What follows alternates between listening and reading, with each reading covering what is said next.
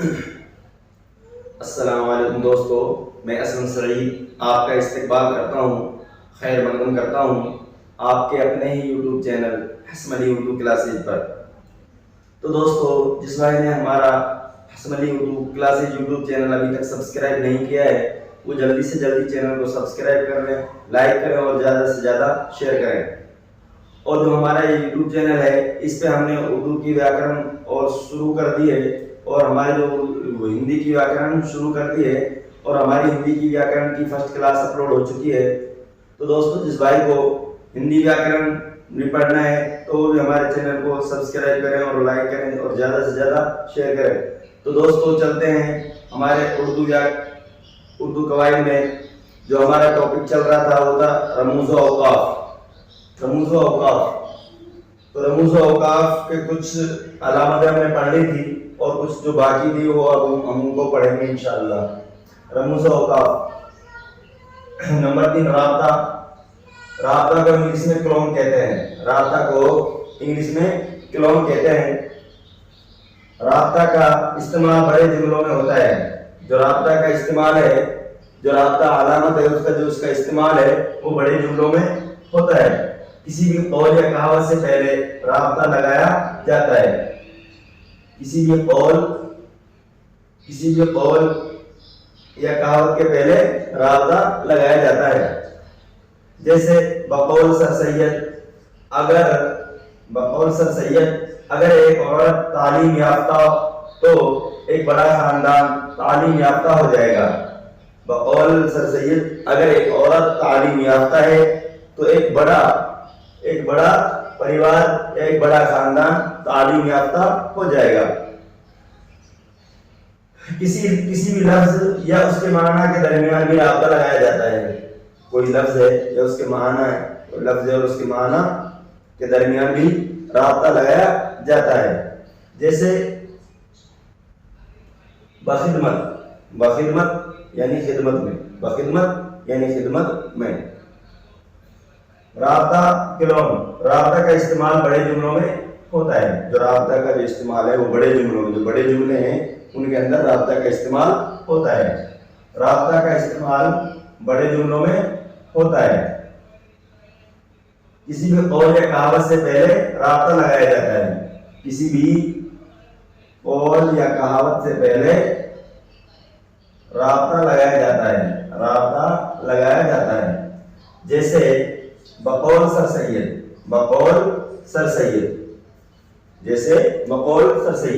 बकौल है यहाँ पे, ये सर सैयद अहमद का कौल है।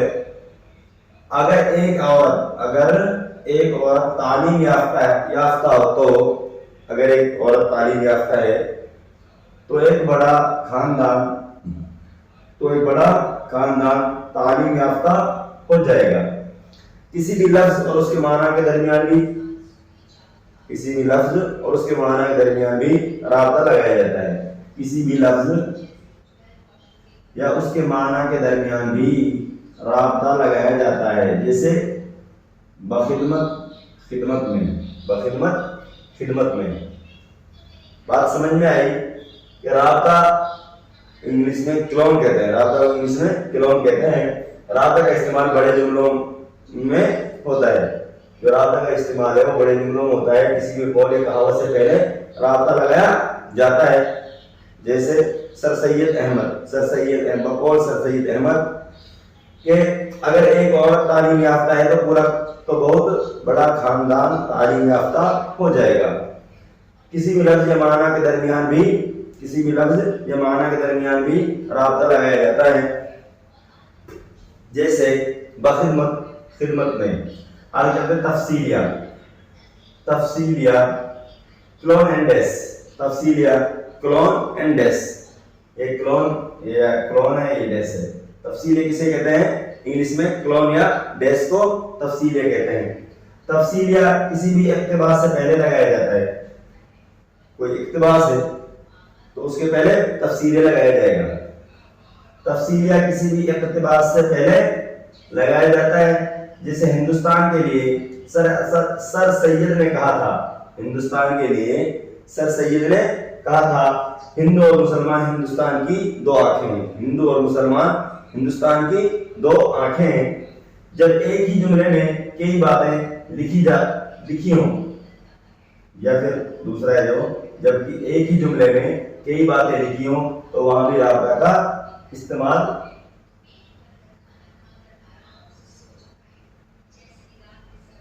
वहां भी तफसीलिया है।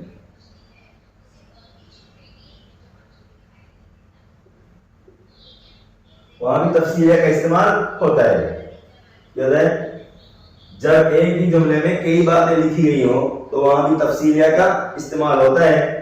जैसे पेड़ों से हमें बहुत फायदे हैं, पेड़ों से हमें बहुत फायदे हैं। आगे तफसीलिया का की अलामत है। इसके बाद इससे मौसम खुशगवार रहता है। इससे क्या होता है, सबसे पहले मौसम में खुशगवार रहता है पेड़ों से। माहौल में ताजगी रहती है, और पेड़ों से क्या है, माहौल में ताजगी रहती है। अभी हमारे पास कहीं भी ज्यादा पेड़ पौधे हैं तो क्या ताजगी महसूस होती है, हमको हरा भरा लगता है। इसी तरह उनसे हमें लकड़ी भी मिलती है, और पेड़ों से हमें क्या मिलता है, लकड़ी भी मिलती है। आगे किसी भी उसूल या कायदे की मिसाल देते वक्त राबता का इस्तेमाल होता है।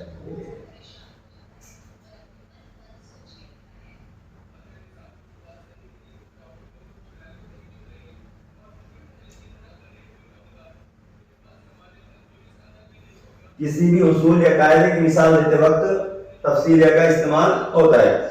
किसी भी उसूल या कायदे की मिसाल देते वक्त तफसीलिया, उसूल या कायदा है उसकी मिसाल दे रहे हैं तो वहां पे तफसीलिया का इस्तेमाल होगा।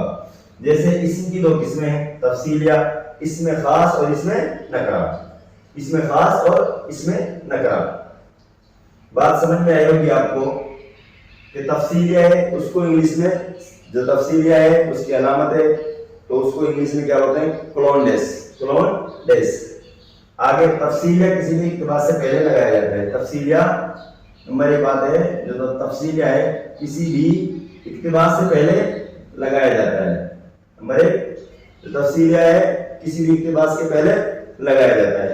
जैसे हिंदुस्तान के लिए सर सैयद अहमद ने कहा था, हिंदुस्तान के लिए सर सैयद ने कहा था, हिंदुस्तान के लिए सर सैयद ने कहा था। यहाँ पे तफसील आ गया। हिंदू और मुसलमान हिंदुस्तान की दो आंखें हैं। हिंदू और मुसलमान हिंदुस्तान की दो आंखें हैं।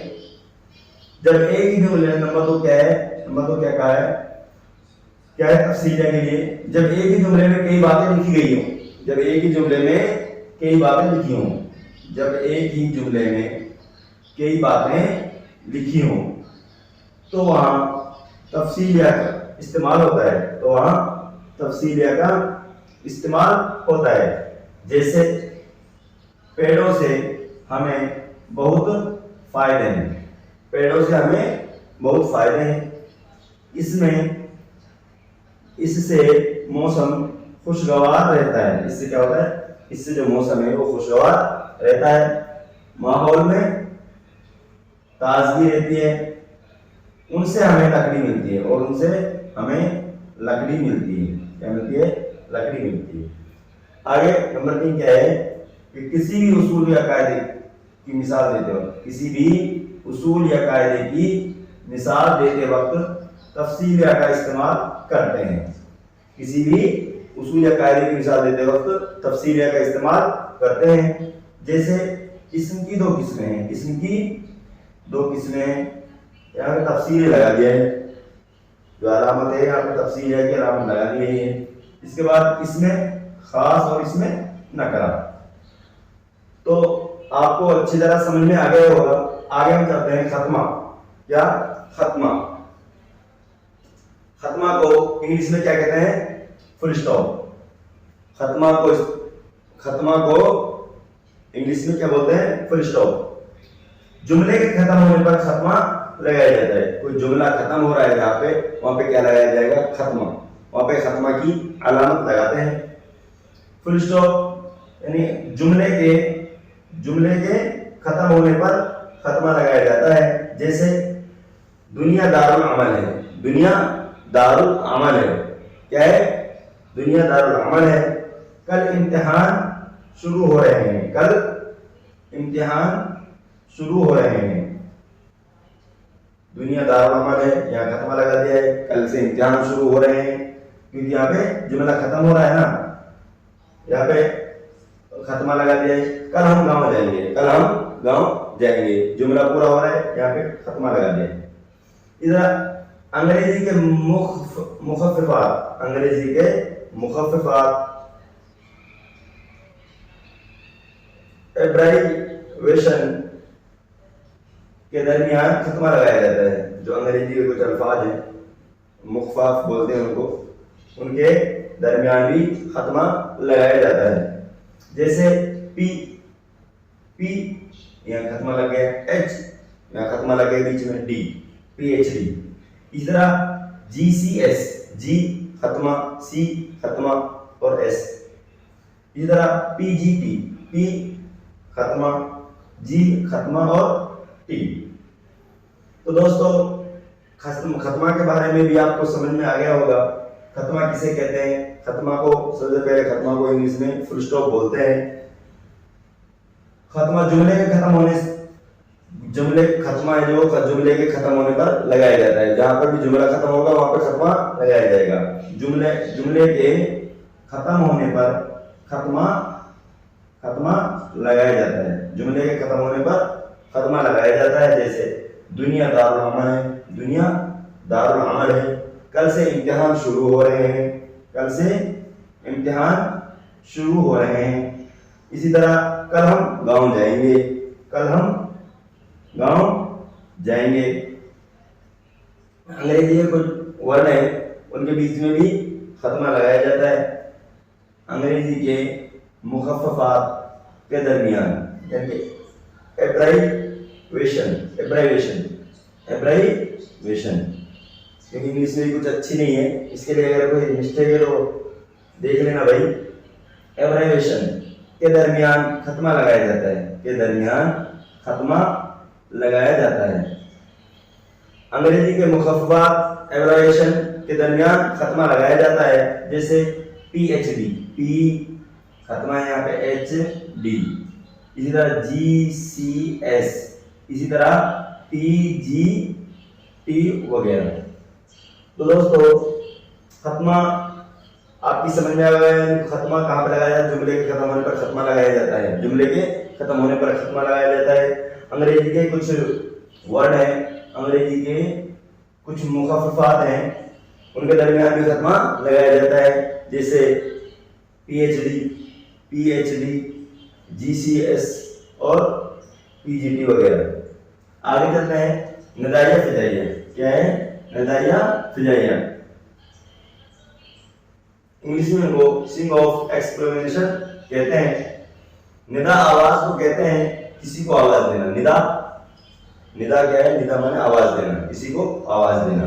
जैसे ए यहाँ पे नदाइया फिजाइया का अलामत लगा दी गई है। साहिबो, दोस्तों वगैरह।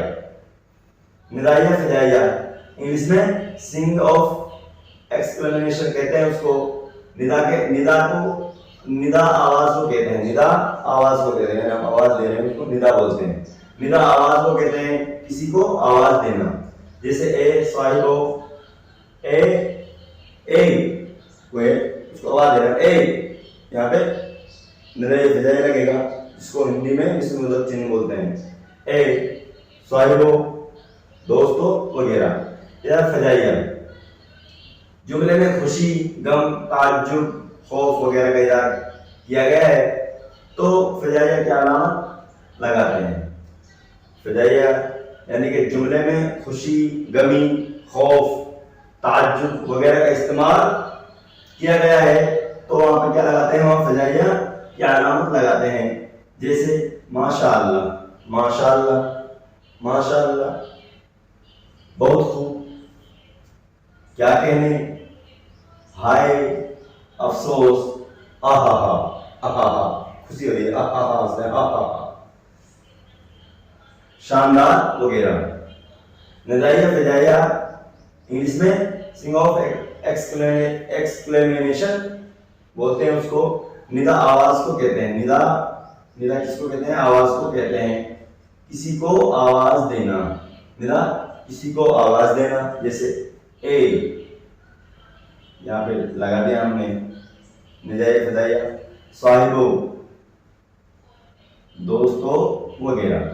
आगे फिजाइया जुमले में खुशी गम ताल्लुक खौफ वगैरह का, जुमले में फिजाइया जुमले में खुशी गम ताज्जुब खौफ वगैरह का इजहार किया गया हो, यानी जिस जुमले में खुशी गम ताज्जुब खौफ वगैरह का इस्तेमाल किया गया हो, इजहार किया गया हो, तो फिजाइया अलामत लगाते हैं। जैसे माशाअल्लाह, बहुत खूब, क्या कहने, हाय, अफसोस, आहा, शानदार वगैरह। आगे चलते हैं नेक्स्ट, सवाल निशान। सवाल निशान क्वेश्चन मार्क चिन्ह, सवाल निशान क्वेश्चन मार्क चिन्ह। किसी जुमले में अगर सवाल किया जा रहा है तो उसमें सवाल की अलामत लगाते हैं। अगर किसी जुमले में सवाल किया जा रहा है, क्वेश्चन किया जा रहा है, तो वहां पर सवाल की अलामत लगाते हैं। जैसे क्या है, इस जुमले में क्या है, क्या होता है? किसकी बारी है, किसकी बारी है? आप कहां जा रहे हैं, आप कहां जा रहे हैं? आप भरतपुर कब जाएंगे, आप भरतपुर कब जाएंगे? सवाल निशान को इंग्लिश में क्वेश्चन मार्क चिन्ह बोलते हैं। सवाल निशान को इंग्लिश में क्या बोलते हैं? क्वेश्चन मार्क चिन्ह बोलते हैं। हिंदी में प्रश्नवाचक चिन्ह बोलते हैं। किसी जुमले में अगर सवाल किया जा रहा है, किसी जुमले में अगर सवाल किया जा रहा है तो उसमें सवाल या निशान की अलामत लगा दी जाती है। ये सवाल या की अलामत लगा दी जाती है। जैसे क्या है, जैसे क्या है, किसकी बारी है, किसकी बारी है? आप कहां जा रहे हैं, आप कहां जा रहे हैं? इसी तरह आप भरतपुर कब जाएंगे, आप भरतपुर कब जाएंगे? आगे चलते हैं खत। खत को इंग्लिश में डैश बोलते हैं। खत को इंग्लिश में क्या बोलते हैं? डैश। किसी लफ्ज की वजाहत के लिए, किसी लफ्ज की वजाहत के लिए, किसी लफ्ज की वजाहत के लिए कई अल्फाज आते हैं तो उसके दरमियान खत की अलामत आती है। किसी लफ्ज की वजाहत के लिए कई अल्फाज आते हैं तो उनके दरमियान खत की अलामत आती है, तो उनके दरमियान खत की जो अलामत है वो लगा दी जाती है। जैसे दफ्तर के सभी अफराद, अफसर, बाबू, कैशियर सभी मौजूद थे। दफ्तर के सभी अफराद, दफ्तर के सभी अफराद। उसके बाद बाकी जो जिनके नाम है वो बता दिया है। दफ्तर के सभी अफराद, यहाँ पे खत लगा दिया गया है। अफसर, बाबू, कैशियर सभी मौजूद थे। ये खत को इंग्लिश में क्या बोलते हैं? डैश। खत को इंग्लिश में डैश बोलते हैं। किसी लफ्ज की वजाहत के लिए कई अल्फाज आते हैं, किसी लफ्ज की वजाहत के लिए कई अल्फाज आते हैं तो उनके दरमियान खत की अलामत आती है। जैसे दफ्तर के सभी अफराद, दफ्तर के सभी अफराद, खत, अफसर, बाबू, कैशियर सभी मौजूद थे। बात समझ में आई? खत किसी लफ्ज की वजाहत के लिए कई अल्फाज आते हैं तो उनके दरमियान खत की अलामत लगा दी जाती है। जैसे दफ्तर के सभी अफराद, दफ्तर के सभी अफराद, बाबू, अफसर, बाबू, कैशियर सभी मौजूद थे। तो आगे चलते हैं कोसेन। क्या है? कोसेन, ब्रैकेट्स, ब्रैकेट्स, कोसेन, ब्रैकेट्स।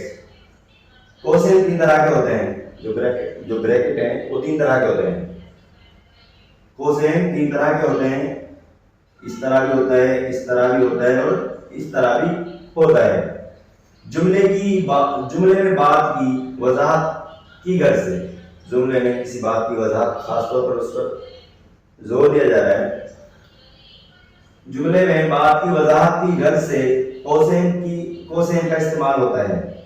जुमले में किसी बात की वजाहत के लिए कोसेन का इस्तेमाल होता है। जैसे प्रेमचंद, यहाँ पे आ गया प्रेमचंद। अब उसके बाद में क्या है, उसकी वजाहत क्या है जुमले की? मशहूर अफसाना निगार, वो मशहूर अफसाना निगार थे। मशहूर अफसाना निगार ने नावल गोईदान लिखी। वो मशहूर अफसाना निगार थे मगर उसने क्या लिखी? नावल गोईदान लिखी। जैसे अमजद, मोहम्मद अमजद उसकी वजाहत कर रहे हैं। मोहम्मद अमजद है, अब समझ में नहीं आ रहा कौन मोहम्मद अमजद? मोहम्मद अमजद है जो कल आपसे मिलने आए थे, उसके पास एक आला दर्जे की घड़ी है। कोसेन, ब्रैकेट्स, कोसेन तीन तरह के होते हैं। कोसेन कितने तरह के होते हैं? तीन तरह के होते हैं। ये नंबर 1, ये नंबर 2 और नंबर 3, यानी इस तरह के कोसेन होते हैं। ये कोसेन तीन तरह के होते हैं। जुमले में किसी बात की वजाहत की गर्ज से कोसेन का इस्तेमाल होता है। किसका इस्तेमाल होता है? कोसेन का इस्तेमाल होता है।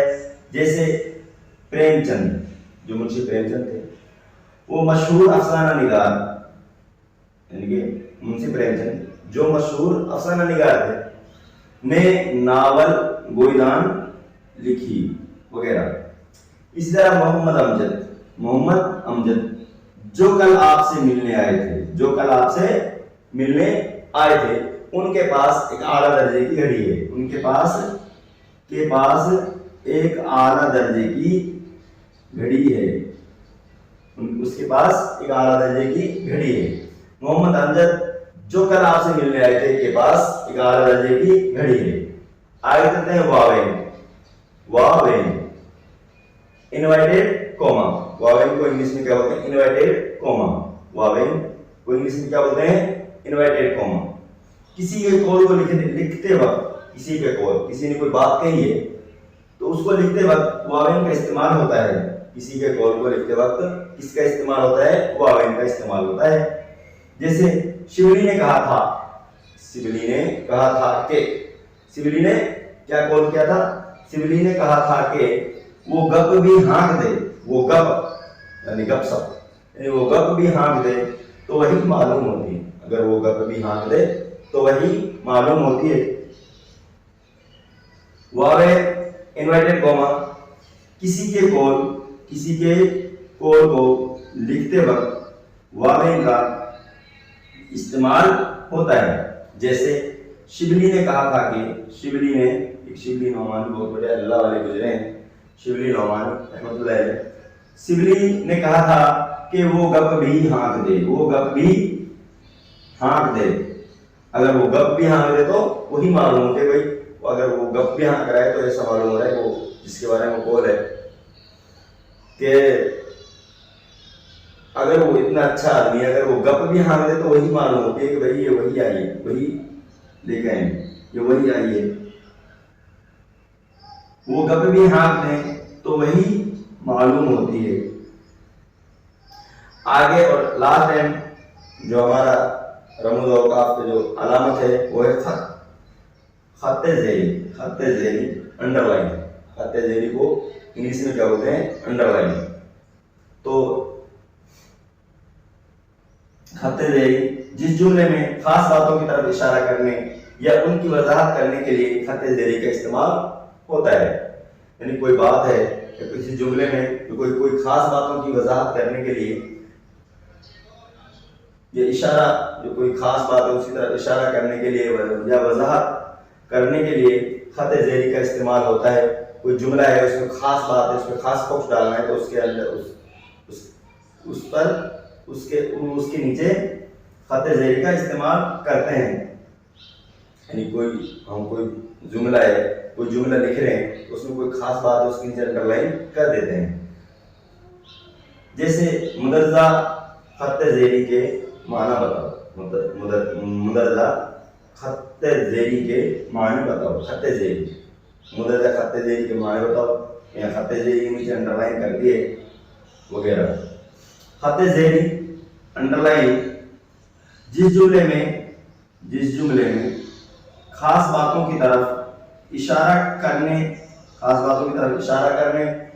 या उनकी वजाहत करने के लिए खत ज़ेरी का इस्तेमाल किया जाता है।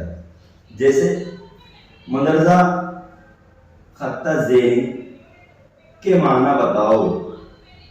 मुदर्जा खत ज़ेरी के माना बताओ।